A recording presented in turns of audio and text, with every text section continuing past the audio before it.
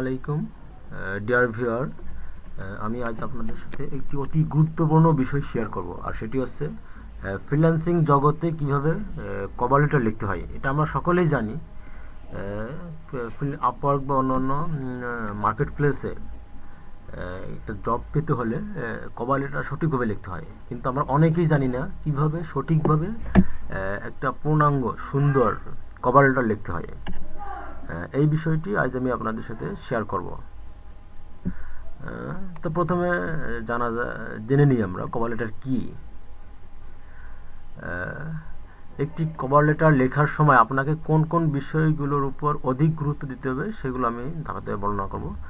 তো তার আগে কভার লেটার কি সেটা আমরা জেনে নিই। কভার লেটার বলতে আমরা সাধারণত যে কোনো প্রকার জব অ্যাপ্লিকেশন লেটারকে বুঝি, যেখানে আপনি নিজেকে তুলে ধরেন, কাজের চাহিদা অনুযায়ী আপনার দক্ষতা কতটুকু এটি বর্ণনা করেন।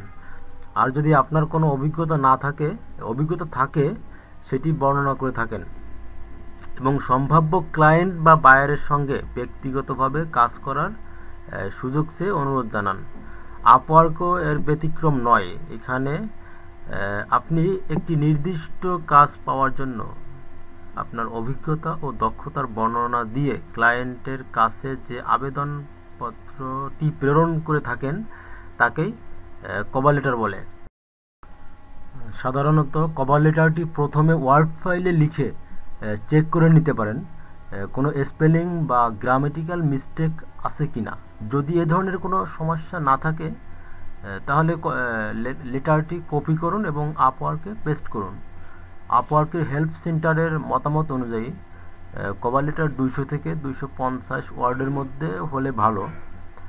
কাজের বর্ণনা: আপনাকে যে কোনো কাজে বিট করার আগে এই কাজ সম্পর্কে ভালোভাবে বুঝতে হবে। কাজের প্রধান কিওয়ার্ডগুলো বের করতে হবে। আপনাকে বুঝতে হবে ক্লায়েন্ট কোন বিষয়গুলো বেশি প্রাধান্য দিচ্ছে।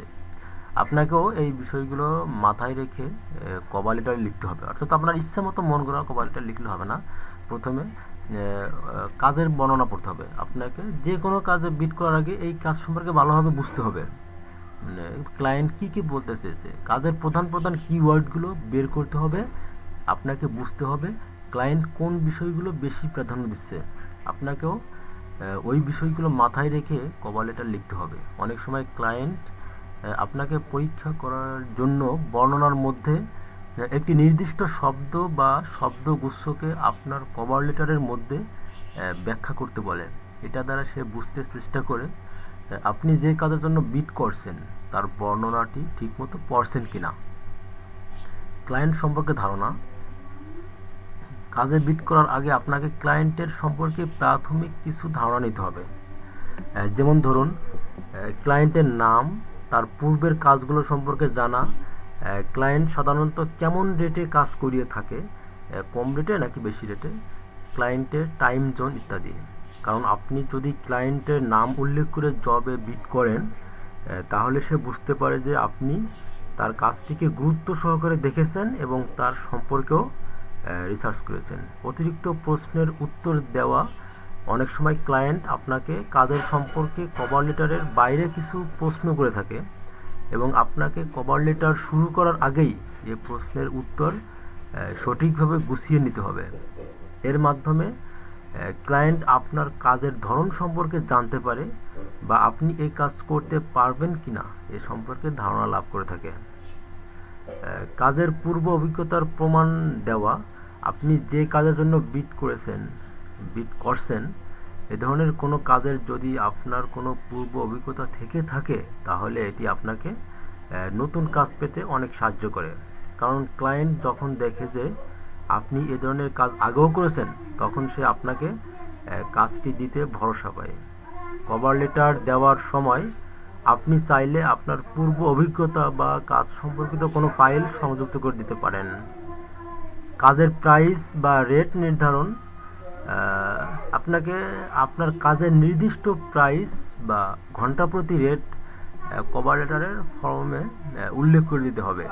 এক্ষেত্রে ক্লায়েন্ট পূর্বে এ ধরনের কাজে কত রেট করিয়েছেন, অর্থাৎ পূর্বে যে কাজ করিয়েছেন ক্লায়েন্ট এ ধরনের কাজে কত রেটে করিয়েছেন তা আপনি দেখে নিতে পারেন। তাহলে আপনি কত রেটে বিড করতে পারেন সে সম্পর্কে একটি ধারণা পাবেন।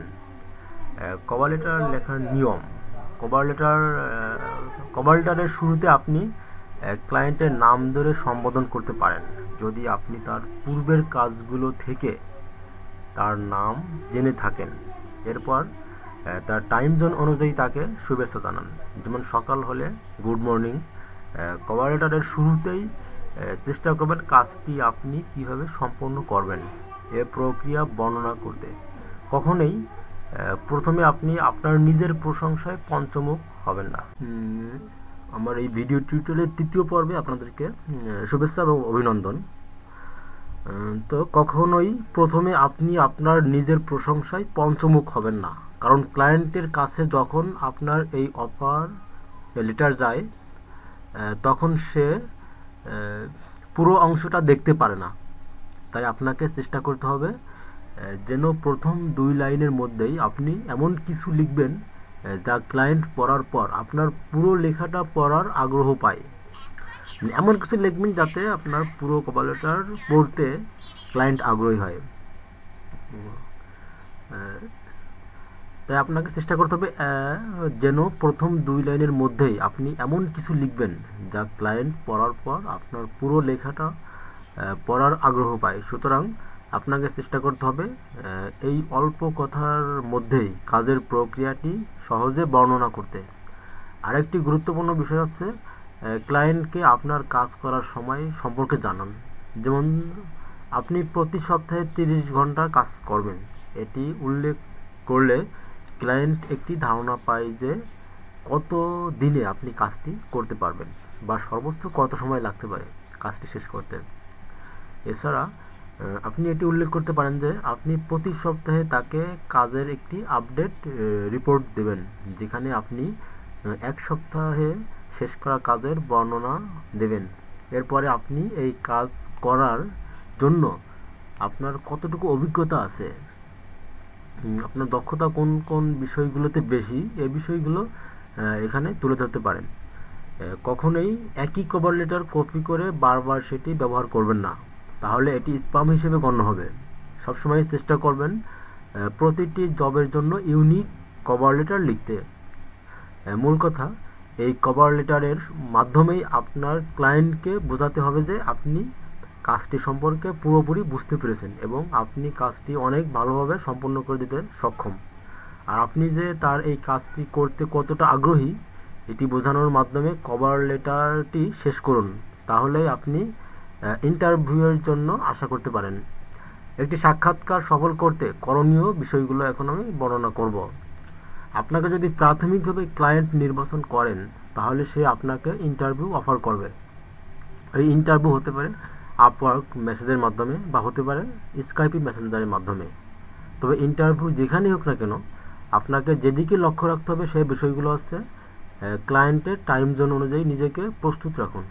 ক্লায়েন্ট তার সময় মতো আপনাকে ইন্টারভিউয়ের জন্য কল করবে এবং আপনাকে ওই সময়েই তার সঙ্গে ইন্টারভিউতে আসতে হবে, তা না হলে আপনি কাজটি হারাবেন। ইন্টারভিউয়ের আগে ক্লায়েন্ট সম্পর্কে কিছু তথ্য জেনে নিন এবং তার বিজনেস বা প্রোডাক্ট সম্পর্কে একটি স্বচ্ছ ধারণা রাখুন। এটি আপনাকে ইন্টারভিউতে অনেকখানি এগিয়ে রাখবে। যখন আপনার ক্লায়েন্ট ইন্টারভিউ নেবে তখন তাকে সম্মান জানাবেন, তার সঙ্গে ভদ্রতার সঙ্গে কথা বলুন এবং প্রফেশনালিজম বজায় রাখুন। ইন্টারভিউয়ের সময় সত্য কথা বলবেন, কখনোই কোনো কারণে মিথ্যার আশ্রয় নেবেন না। ক্লায়েন্টের সব জিজ্ঞাসার সঠিক উত্তর দিতে চেষ্টা করবেন। সবসময় ইন্টারভিউ শেষে পজিটিভ কথা বলবেন। ক্লায়েন্টের কাছে কাজের ডেডলাইন সম্পর্কে জেনে নিন এবং সে অনুযায়ী একটি কর্ম পরিকল্পনা তাকে দিন। ইন্টারভিউ শেষ হলে ক্লায়েন্টকে ধন্যবাদ জানাতে ভুলবেন না। আপনি ইন্টারভিউ শেষ হওয়ার পর ক্লায়েন্টের সঙ্গে নির্ধারিত কথা অনুযায়ী কাজ শুরু করুন। তবে আপনাকে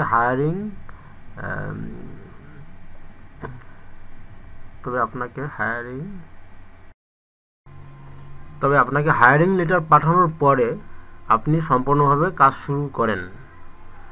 কোনো কিছু জানতে হলে আপওয়ার্কের মাধ্যমে ক্লায়েন্টকে মেসেজ করুন। সবসময় চেষ্টা করবেন ক্লায়েন্টকে কাজের আপডেট জানাতে।